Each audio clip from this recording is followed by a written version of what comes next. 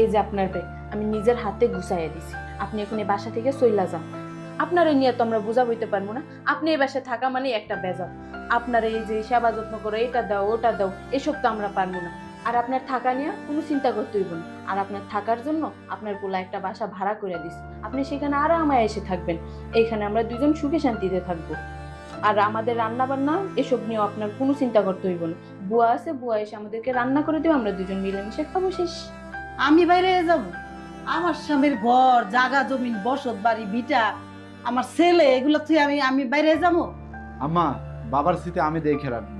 আপনার বউ যা কইতেছে তাই করেন, আপনি যান গা, আমার ভালো লাগতেছে না। তুই ওইটা কইলি? তুই আমার পোলা হইয়া এই কথা কইতে পারলি? আমরা বাইরে যেতে কস? আম্মা, আপনার এত কথা কই এত লাভ নাই। আপনি আপনার পোলারে যতই বুঝান, ও কোনোভাবেই আপনার বুঝ লইব না। এই বিয়া করছস 2 দিন ধরে, আর এখনই বোর কথায় উড়স বস, বউ যেটা কয় হেডেই হুনস। কিরে, তোর কি জাদু টোনা করছে নাকি? কি গো বউ, তোর কি জাদু টোনা করছো? আম্মা, আপনি মুখ সামলায় কথা কইবেন। আমি আপনার পোলারে কেন জাদু মন্ত্র করব? আমরা দুজন দুজনরে ভালোবাসে বিয়া করছি। আমরা দুজন দুজনরে ভালোবাসি, শ্রদ্ধা করি, সম্মান করি। ও, আমার পোলারে ভালোবাসা সম্মান করো, আর যে জন্ম দিছে তারে সম্মান করো না? আমি আপনারে সম্মান করি না মানে? এই যে নিজের হাতে ব্যাগ গুছাই দিলাম, আপনার থাকার ব্যবস্থা করে দিলাম, এটা কি আপনার প্রতি আমার সম্মান না? মা, এত কথা কওয়ার দরকার কি? তুমি এক কাজ করো, তুমি যাও গা। তুই আমার পেটের পোলা, আমার তো ভাবতেই অবাক লাগতেছে। তুই আমার বাড়িতে বাইরে যেতে কস? আম্মা, যেহেতু আব্বা বাইসা নাই, আপনি এখানে থেকে কি করবেন? আপনারও এখানে থাকার দরকার নেই, আপনিও চলে যান। আমি যদি না বাইরে যাই, তুমি আমার কেমনে বাইর করবা? দেই তো, বাইর করো তো, সাহস থাকলে। দেখেন আম্মা, আপনার এতক্ষণ আমি অনেক সম্মান করে কইছি যে আপনি বাসা থেকে চলে যান। যেহেতু আপনি আমার কথা শুনতেছেন না, এখন কিন্তু আমি আপনার জোর করে বাইর করব। আমি যাব না, দেখি তুমি কি করো। মা মা আমি কিন্তু চলে এসেছি, এবার কিন্তু আমি অনেকদিন থাকবো। তুই আইছিস মা? পারো তো আমার বাইতে বাইর করে দিতেছে। কি বলো তুমি? হ্যাঁ, এই যে দেখ, ব্যাগ ট্যাগ সব রেডি করছে। ভাইয়া, এগুলো আমি কি শুনতেছি? তুমি মাকে বের করে দিতে চাচ্ছ কেন? হ্যাঁ, এই, তুই চিল্লাচিল্লি করিস কেন?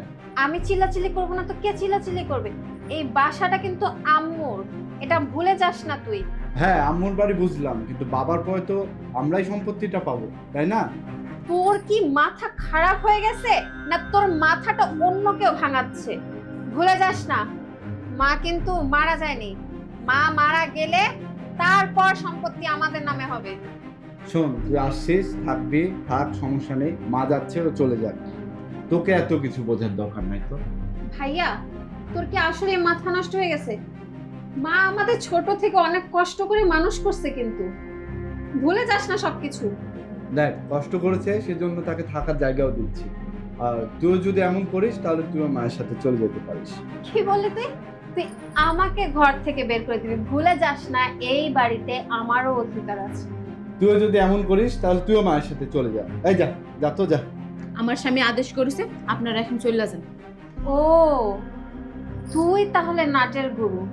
তোর জন্য আমার ভাই এখন আমার মাকে বের করে দিতে চাচ্ছে, আমাকে বের করে দিতে চাচ্ছে।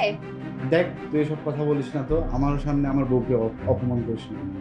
ভাবি, আপনি কিন্তু আমার ভাইয়ের একমাত্র বউ। আমি কিন্তু আপনাকে যথেষ্ট পরিমাণ রেসপেক্ট করি। আপনি একবার আমার মায়ের জায়গায় নিজেকে ভেবে দেখুন, আপনার সন্তান যদি আজকে আপনাকে বাড়ি থেকে বের করে দিত, আপনার কেমন লাগতো?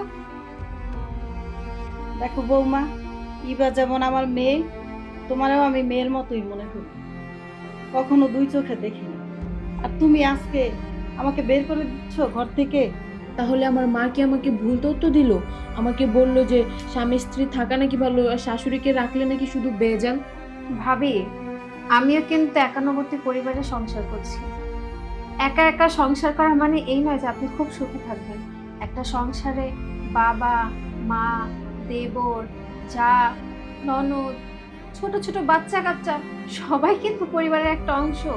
এই অংশ থেকে একটা যদি কমে যায়, তখন সেই পরিবারে কিন্তু সুখ থাকে না, পরিপূর্ণ হয় না, আংশিক থাকে। এটা একটু বুঝতে শিখুন আপনি। আর আমাদের পরিবারে মাত্র কয়জন? তো আমি তো পরের বাড়ির বউ, মাঝে মাঝে বেড়াতে আসি। এমন তো না যে আমার মা আপনাকে জ্বালাতন করে। আপনি আমার মাকে একটু সম্মান করুন, দেখবেন ভাবি, আমার মা আমাকে যতটা না ভালোবাসে, তার থেকে দ্বিগুণ আপনাকে ভালোবাসবে। আপনি শুধু আমার মাকে একটু সম্মান করুন। আসলে আমার অনেক বড় ভুল হয়ে গেছে, আমাকে মাফ করে দিও। আমার কাছে মাফ না চেয়ে তুমি বরং মায়ের কাছে মাফ চাও, যাও। আম্মা, আমার অনেক বড় ভুল হয়ে গেছে, আপনি আমার মাফ করে দিন। আচ্ছা মা, মাফ করে দিলাম। আর তোকেও বলি, বোর কথায় নাচতে নাই।